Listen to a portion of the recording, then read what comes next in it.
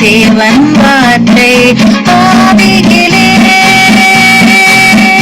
ஒரு வார்த்தை இருந்தது, அந்த வார்த்தை தேவன் தானே, வார்த்தை தேவன் தானே, அந்த வார்த்தை தேவன் தானே.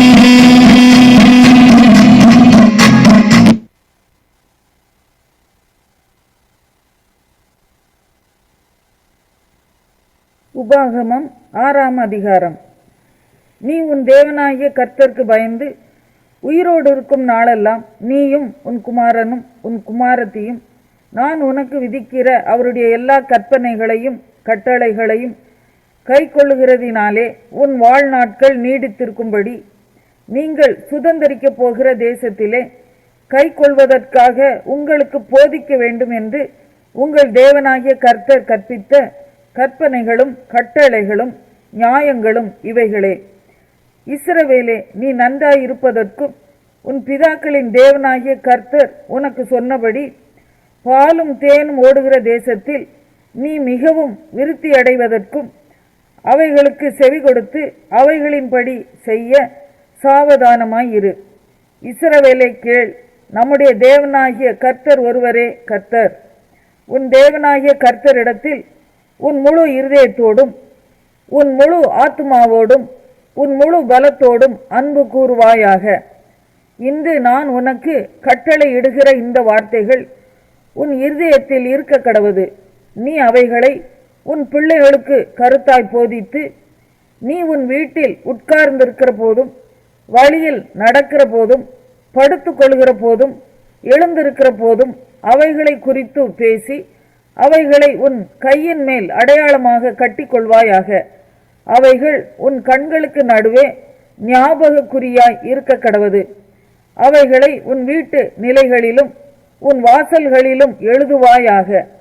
உன் தேவனாகிய கர்த்தர் உனக்கு கொடுப்பேன் என்று ஆபிரகாம், ஈசாக்கு, யாக்கோபு என்பவர்களாகிய உன் பிதாக்களுக்கு ஆணையிட்டு கொடுத்த தேசத்தில் உன்னை பிரவேசிக்க பண்ணும் போதும் நீ கட்டாத வசதியான பெரிய பட்டணங்களையும் நீ நிரப்பாத சகல நல்ல வஸ்துக்களாலும் நிரம்பிய வீடுகளையும் நீ வெட்டாமல் வெட்டப்பட்டிருக்கிற துறவுகளையும் நீ நடாத திராட்சை தோட்டங்களையும் ஒலிவ தோப்புகளையும் அவர் உனக்கு கொடுப்பதினால் நீ சாப்பிட்டு திருப்தி ஆகும் போதும் நீ அடிமைப்பட்டிருந்த வீடாகிய எகிப்து தேசத்திலிருந்து உன்னை புறப்பட பண்ணின கர்த்தரை மறவாதபடிக்கு எச்சரிக்கையாயிரு. உன் தேவனாகிய கர்த்தருக்கு பயந்து அவருக்கே ஆராதனை செய்து அவருடைய நாமத்தை கொண்டே ஆணையிடுவாயாக. உன் தேவனாகிய கர்த்தருடைய கோபம் உன்மேல் மூண்டு உன்னை பூமியில் வைக்காமல் அழித்து போடாதபடிக்கு உங்களை சுற்றிலும் இருக்கிற ஜனங்களின் தேவர்களாகிய அந்நிய தேவர்களை பின்பற்றாதிருப்பீர்களாக. உன் நடுவில் இருக்கிற உன் தேவனாகிய கர்த்தர் எரிச்சல் உள்ள தேவனாய் இருக்கிறாரே. நீங்கள் மாசாவிலே செய்தது போல உங்கள் தேவனாகிய கர்த்தரை பரீட்சை பாராதிருப்பீர்களாக. உங்கள் தேவனாகிய கர்த்தர் உங்களுக்கு கற்பித்த அவருடைய கற்பனைகளையும் அவருடைய சாட்சிகளையும் அவருடைய கட்டளைகளையும் கருத்தாய் கை கொள்வீர்களாக. நீ நன்றாய் இருக்கிறதற்கும் கர்த்தர் உன் பிதாக்களுக்கு ஆணையிட்டு கொடுத்த நல்ல தேசத்தில் நீ பிரவேசித்து அதை சுதந்தரிப்பதற்கும் கர்த்தர் தாம் சொன்னபடி உன் சத்துருக்களை எல்லாம் உன் முகத்துக்கு முன்பாக துரத்தி விடுவதற்கும் நீ கர்த்தருடைய பார்வைக்கு செம்மையும் நன்மையுமாய் இருக்கிறதை செய்வாயாக.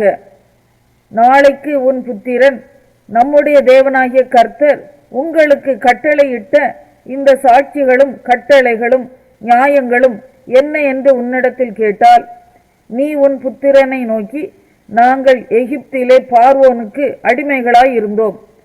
கர்த்தர் பலத்த கையினாலே எங்களை எகிப்திலிருந்து புறப்பட பண்ணினார். கர்த்தர் எங்கள் கண்களுக்கு முன்பாக எகிப்தின் மேலும் பார்வோன் மேலும் அவன் குடும்பம் அனைத்தின் மேலும் கொடிதான பெரிய அடையாளங்களையும் அற்புதங்களையும் விளங்க பண்ணி, தாம் நம்முடைய பிதாக்களுக்கு ஆணையிட்டு கொடுத்த தேசத்துக்கு எங்களை அழைத்து கொண்டு போய் அதை நமக்கு கொடுக்கும்படி எங்களை அவ்விடத்திலிருந்து புறப்பட பண்ணினார்.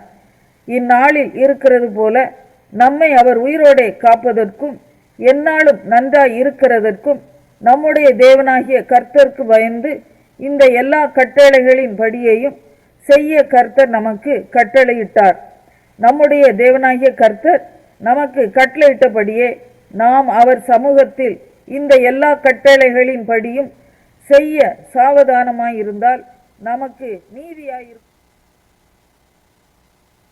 உபாகமம் 7ஆம் அதிகாரம். நீ சுதந்தரிக்க போகிற தேசத்தில் உன் தேவனாகிய கர்த்தர் உன்னை பிரவேசிக்க பண்ணி, உன்னை பார்க்கிலும் ஜனம் பெருத்த ஜாதிகளாகிய ஏத்தியர், கிர்காசியர், எமோரியர், கானானியர், பெரிசியர், ஏவியர், எபூசியர் என்னும் 7 பலத்த ஜாதிகளை உனக்கு முன்பாக துரத்தி, உன் தேவனாகிய கர்த்தர் அவர்களை உன்னிடத்தில் ஒப்பு கொடுக்கும்போது அவர்களை முறிய அடித்து அவர்களை சங்காரம் பண்ண கடவாய். அவர்களோடே உடன்படிக்கை பண்ணவும் அவர்களுக்கு இரங்கவும் வேண்டாம். அவர்களோடே சம்பந்தம் கலவாயாக. உன் குமாரத்திகளை அவர்கள் குமாரருக்கு கொடாமலும் அவர்கள் குமாரத்திகளை உன் குமாரருக்கு கொள்ளாமலும் இருப்பாயாக. என்னை பின்பற்றாமல் அந்நிய தேவர்களை சேவிக்கும்படி அவர்கள் உன் குமாரரை விலக பண்ணுவார்கள். அப்பொழுது கர்த்தருடைய கோபம் உங்கள் மேல் மூண்டு உங்களை சீக்கிரத்தில் அழிக்கும். நீங்கள் அவர்களுக்கு செய்ய வேண்டியது என்னவென்றால், அவர்கள் பலிபீடங்களை இடித்து அவர்கள் சிலைகளை தகர்த்து அவர்கள் தோப்புகளை வெட்டி அவர்கள் விக்கிரகங்களை அக்கினியிலே எரித்து போட வேண்டும். நீ உன் தேவனாகிய கர்த்தருக்கு பரிசுத்த ஜனம். பூச்சக்கரத்தில் உள்ள எல்லா ஜனங்களிலும் உன் தேவனாகிய கர்த்தர் உன்னை தமக்கு சொந்தமாயிருக்கும்படி தெரிந்து கொண்டார். சகல ஜனங்களிலும் நீங்கள் திரட்சியான ஜனம் என்று கர்த்தர் உங்கள் பேரில் அன்பு வைத்து உங்களை தெரிந்து கொள்ளவில்லை. நீங்கள் சகல ஜனங்களிலும் கொஞ்சமாய் இருந்தீர்கள். கர்த்தர் உங்களில் அன்பு கூர்ந்ததினாலும் உங்கள் பிதாக்களுக்கு இட்ட ஆணையை காக்க வேண்டும் என்பதினாலும் கர்த்தர் பலத்த கையினால் உங்களை புறப்பட பண்ணி அடிமைத்தன வீடாகிய எகிப்தினின்றும் அதன் ராஜாவான பார்வோனின் கையினின்றும் உங்களை மீட்டு கொண்டார். ஆகையால் உன் தேவனாகிய கர்த்தரே தேவன் என்றும், தம்மில் அன்பு கூர்ந்து தமது கற்பனைகளை கை கொள்ளுகிறவர்களுக்கு அவர் 1000 தலைமுறை மட்டும் உடன்படிக்கையையும் தயவையும் காக்கிற உண்மை உள்ள தேவன் என்றும், தம்மை பகைக்கிறவர்களுக்கு பிரத்யட்சமாய் பதிலளித்து அவர்களை அழிப்பார் என்றும், தம்மை பகைக்கிறவனுக்கு அவர் தாமதியாமல் பிரத்யட்சமாய் பதிலளிப்பார் என்றும் நீ அறிய கடவாய். ஆகையால் நீ செய்யும்படி நான் இன்று உனக்கு கட்டளையிடுகிற கற்பனைகளையும் கட்டளைகளையும் நியாயங்களையும் கைக்கொள்வாயாக. இந்த நியாயங்களை நீங்கள் கேட்டு கைக்கொண்டு அவைகளின்படி செய்வீர்களானால், அப்பொழுது உன் தேவனாகிய கர்த்தர் உன் பிதாக்களுக்கு ஆணையிட்டு கொடுத்த உடன்படிக்கையையும் கிருபையையும் உனக்காக காத்து உன்மேல் அன்பு வைத்து உன்னை ஆசீர்வதித்து உனக்கு கொடுப்பேன் என்று உன் பிதாக்களுக்கு ஆணையிட்டு கொடுத்த தேசத்தில் உன்னை பெருக பண்ணி உன் கற்ப கனியையும் உன் நிலத்தின் கனிகளாகிய உன் தானியத்தையும் உன் திராட்சரசத்தையும் உன் எண்ணெயையும் உன் மாடுகளின் பலனையும் உன் ஆட்டு மந்தைகளையும் ஆசீர்வதிப்பார். சகல ஜனங்களை பார்க்கிலும் நீ ஆசீர்வதிக்கப்பட்டிருப்பாய். உங்களுக்குள்ளும் உங்கள் மிருக ஜீவன்களுக்குள்ளும் ஆணிலாகிலும் பெண்ணிலாகிலும் மலடிருப்பதில்லை. கர்த்தர் சகல நோய்களையும் உன்னை விட்டு விலக்குவார். உனக்கு தெரிந்திருக்கிற எகிப்தியரின் கொடிய ரோகங்களில் ஒன்றும் உன்மேல் வரப்பண்ணாமல் உன்னை பகைக்கிற யாவர் மேலும் அவைகளை வரப்பண்ணுவார். உன் தேவனாகிய கர்த்தர் உன்னிடத்தில் ஒப்புக் கொடுக்கும் சகல ஜனங்களையும் நிர்மூலமாக்க கடவாய். உன் கண் அவர்களுக்கு இறங்காதிருப்பதாக. அவர்கள் தேவர்களை நீ சேவியாமல் இருப்பாயாக. அது உனக்கு கண்ணியாய் இருக்கும். அந்த ஜாதிகள் என்னிலும் ஜனம் பெருத்தவைகள், நான் அவர்களை துரத்தி விடுவது எப்படி என்று உன் இருதயத்தில் சொல்லிக் கொண்டாயானால், உன் தேவனாகிய கர்த்தர் பார்வோனுக்கும் எகிப்தியர் யாவருக்கும் செய்ததையும் உன் கண்கள் கண்ட பெரிய சோதனைகளையும் அடையாளங்களையும் அற்புதங்களையும் உன் தேவனாகிய கர்த்தர் உன்னை புறப்பட பண்ணி காண்பித்த பலத்த கையையும் ஓங்கிய புயத்தையும் நன்றாய் நினைத்து அவர்களுக்கு பயப்படாதிரு. நீ பார்த்து பயப்படுகிற எல்லா ஜனங்களுக்கும் உன் தேவனாகிய கர்த்தர் அப்படியே செய்வார். மீதியாயிருந்து உனக்கு தப்பி ஒளித்து கொள்ளுகிறவர்களும் அழிந்து போகும் மட்டும் உன் தேவனாகிய கர்த்தர் அவர்களுக்குள்ளே குளவிகளை அனுப்புவார். அவர்களை பார்த்து பயப்பட வேண்டாம். உங்கள் தேவனாகிய கர்த்தர் உங்களுக்குள்ளே இருக்கிறார். அவர் வல்லமையும் பயங்கரமுமான தேவன். அந்த ஜாதிகளை உன் தேவனாகிய கர்த்தர் கொஞ்சம் கொஞ்சமாய் உன்னை விட்டு துரத்தி விடுவார். நீ அவர்களை ஒருமிக்க நிர்மூலமாக்க வேண்டாம். நிர்மூலமாக்கினால் காட்டு மிருகங்கள் உன்னிடத்தில் பெருகி போகும். உன் தேவனாகிய கர்த்தர் அவர்களை உன்னிடத்தில் ஒப்புக் கொடுத்து அவர்கள் அழியும் மட்டும் அவர்களை மிகவும் கலங்கடிப்பார். அவர்களுடைய ராஜாக்களை உன் கையில் ஒப்புக் கொடுப்பார். அவர்கள் பேர் வானத்தின் கீழ் இராதபடிக்கு அவர்களை சங்கரிக்க கடவாய். நீ அவர்களை சங்கரித்து தீர் மட்டும் ஒருவரும் உனக்கு எதிர்த்து நிற்க மாட்டார்கள். அவர்கள் தேவர்களின் விக்கிரகங்களை அக்கினியினால் சுட்டரிக்க கடவாய். நீ அவைகளால் சிக்கிக் கொள்ளாதபடிக்கு அவைகளில் இருக்கிற வெள்ளியையும் பொன்னையும் இச்சியாமலும் அதை எடுத்து கொள்ளாமலும் இருப்பாயாக. அவைகள் உன் தேவனாகிய கர்த்தருக்கு அருவருப்பானவைகள். அவைகளைப் போல நீ சாபத்துக்குள்ளாகாதபடி அருவருப்பானதை உன் வீட்டிலே கொண்டு போகாயாக. அதை சீ என்று வெறுத்து முற்றிலும் பிரசங்கி 2ஆம் அதிகாரம். நான் என் உள்ளத்திலே சொல்லிக் கொண்டது என்னவென்றால், வா, இப்பொழுது உன்னை சந்தோஷத்தினாலே சோதித்து பார்ப்பேன், இன்பத்தை அனுபவி என்றேன். இதோ இதுவும் மாயையாயிருந்தது. நகைப்பை குறித்து அது பைத்தியம் என்றும் சந்தோஷத்தை குறித்து அது என்ன செய்யும் என்றும் சொன்னேன். வானத்தின் கீழ் மனுபுத்திரர் உயிரோடு இருக்கும் நாளளவும் பெற்று அனுபவிக்கத்தக்கது என்னதென்று அறியும் பொருட்டு என் இருதயத்தை ஞானத்தால் தேற்றிக் கொண்டிருக்கும் போதே நான் என் தேகத்தை மதுபானத்தால் சீராட்டிக் கொண்டிருக்கவும் மதியினத்தை பற்றி கொண்டிருக்கவும் என் உள்ளத்தில் வகை தேடினேன். நான் பெரிய வேலைகளை செய்தேன். எனக்காக வீடுகளை கட்டினேன், திராட்சை தோட்டங்களை நாட்டினேன். எனக்காக தோட்டங்களையும் சிங்கார வனங்களையும் உண்டாக்கி அவைகளில் சகல வகை கனி விருட்சங்களையும் நாட்டினேன். மரங்கள் பயிராகும் தோப்புக்கு நீர் பாய்ச்சுகிறதற்கு குளங்களை உண்டு பண்ணினேன். வேலைக்காரரையும் வேலைக்காரிகளையும் சம்பாதித்தேன். வீட்டிலும் வேலைக்காரர் பிறந்தார்கள். எனக்கு முன் எருசலேமில் இருந்த எல்லாரை பார்க்கிலும் ஆடு மாடு முதலான திரண்ட ஆஸ்திகள் எனக்கு இருந்தது. வெள்ளியையும் பொன்னையும் ராஜ சம்பத்தையும் மாகாணங்களில் உள்ள பொருள்களையும் சேகரித்தேன். சங்கீதக்காரரையும் சங்கீதக்காரிகளையும் மனுபுத்திரருக்கு இன்பமான பலவித வாத்தியங்களையும் சம்பாதித்தேன். எனக்கு முன் எருசலேமில் இருந்த எல்லாரை பார்க்கிலும் நான் பெரியவனும் திரவிய சம்பந்தனுமானேன். என் ஞானமும் என்னோட கூட இருந்தது. என் கண்கள் இச்சித்தவைகளில் ஒன்றையும் நான் அவைகளுக்கு தடை பண்ணவில்லை. என் இருதயத்துக்கு ஒரு சந்தோஷத்தையும் நான் வேண்டாம் என்று விலக்கவில்லை. நான் செய்த முயற்சிகளில் எல்லாம் என் மனம் மகிழ்ச்சி கொண்டிருந்தது. இதுவே என் பிரயாசங்கள் எல்லாவற்றினாலும் எனக்கு வந்த பலன். என் கைகள் செய்த சகல வேலைகளையும் நான் பட்ட எல்லா பிரயாசத்தையும் கண்ணோக்கி பார்த்தேன். இதோ எல்லாம் மாயையும் மனதுக்கு சஞ்சலமுமாயிருந்தது. சூரியனுக்கு கீழே பலன் ஒன்றுமில்லை. பின்பு நான் ஞானமானது என்ன என்றும் பைத்தியமும் மதியனமும் என்ன என்றும் பார்த்து அறியும்படி திரும்பினேன். ராஜாவுக்கு பின்வரும் மனுஷன் என்ன செய்யக்கூடும்? செய்ததையே செய்வான். இருளை பார்க்கிலும் வெளிச்சம் எவ்வளவு உத்தமமோ அவ்வளவாய் மதியினத்தை பார்க்கிலும் ஞானம் உத்தமம் என்று கண்டேன். ஞானியின் கண்கள் அவன் முகத்திலே இருக்கிறது, மூடனோ இருளிலே நடக்கிறான். ஆகிலும் அவர்கள் எல்லாருக்கும் ஒரே விதமாய் சம்பவிக்கிறது என்று கண்டேன். மூடனுக்கு சம்பவிக்கிறது போல எனக்கும் சம்பவிக்கிறதே. அப்படி இருக்க நான் அதிக ஞானம் அடைந்ததினால் காரியம் என்ன என்று சிந்தித்தேன். இதுவும் மாயை என்று என் உள்ளத்தில் எண்ணினேன். மூடன் என்றாலும் ஞானி என்றாலும் என்றைக்கும் நினைவில் இருப்பதில்லை. இப்பொழுது இருக்கிறதெல்லாம் வருங்காலத்தில் மறக்கப்பட்டு போம். மூடன் எப்படி சாகுறானோ அப்படியே ஞானியும் சாகுறான். ஆகையால் இந்த ஜீவனை வெறுத்தேன். சூரியனுக்கு கீழே செய்யப்படும் கிரியை எல்லாம் எனக்கு விசனமாயிருந்தது. எல்லாம் மாயையும் மனதுக்கு சஞ்சலமுமாயிருக்கிறது. சூரியனுக்கு கீழே நான் பட்ட பிரயாசத்தை எல்லாம் வெறுத்தேன். எனக்கு பின்வரப் போகிறவனுக்கு அதை நான் வைத்து போக வேண்டியதாகுமே.